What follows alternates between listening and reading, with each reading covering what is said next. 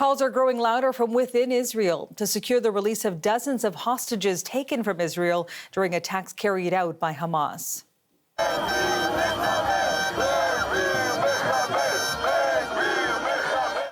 Massive protests erupted across multiple cities where some demonstrators clashed with police. Some were anti-Benjamin Netanyahu government protests calling for his resignation. And others were protesters demanding the government do more to rescue those still held captive. It comes as Israel and Hamas re-energized truce talks and after Hamas published an undated video showing two captives pleading with the Israeli government to help them. Meanwhile, the wave of pro-Palestinian protests taking place in the United States are increasingly finding support here in Canada. Student demonstrators set up an encampment at McGill University yesterday, and those follow a wave of similar protests taking place, as I mentioned, in the United States. Students at McGill and Concordia demanding universities divest from Israel-connected funds. The CBC's Albert de la Tella joins us now this morning to tell us more about this. Exactly what are we seeing, Albert, transpiring in Montreal? Well, Marianne, the situation roughly mirrors what we've been seeing in the U.S. over the past few weeks. Protests and the students demanding that the universities divest in relation to Israel. You can see some of those protests there, and yeah, they are demanding that McGill and Concordia universities that they divest funds connected to Israel and cut ties with Israeli academic institutions. They made reference as well to a data set published about a week ago by two student groups. That data set lists 50 companies that those protesters say McGill invests in and that they are connected, they say, to the Israeli government.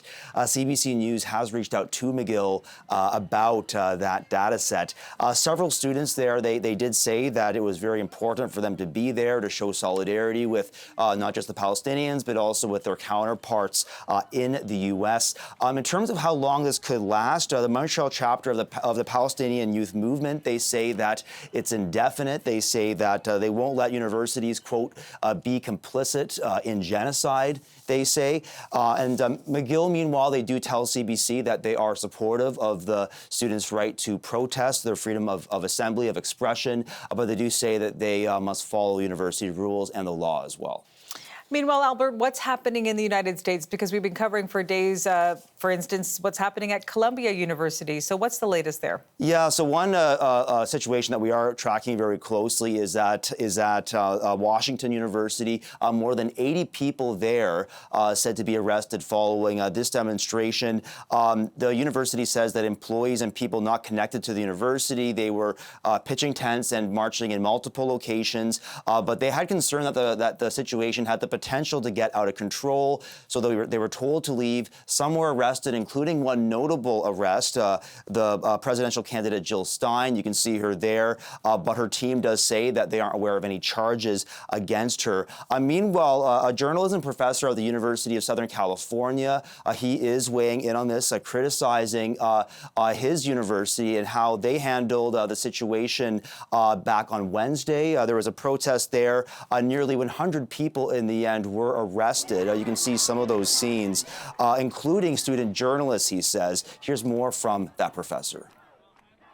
We just saw an escalation by the university. They did not de-escalate the situation. They did not figure out how to take an uncomfortable moment and turn it into a teachable moment. Meanwhile, many protests do continue across the U.S. and now in Canada as well. So it's a situation that we'll certainly continue to track in the days and weeks ahead. Marianne. Thanks for this, Albert. That's the CBC's Albert de la Tella in the newsroom this hour.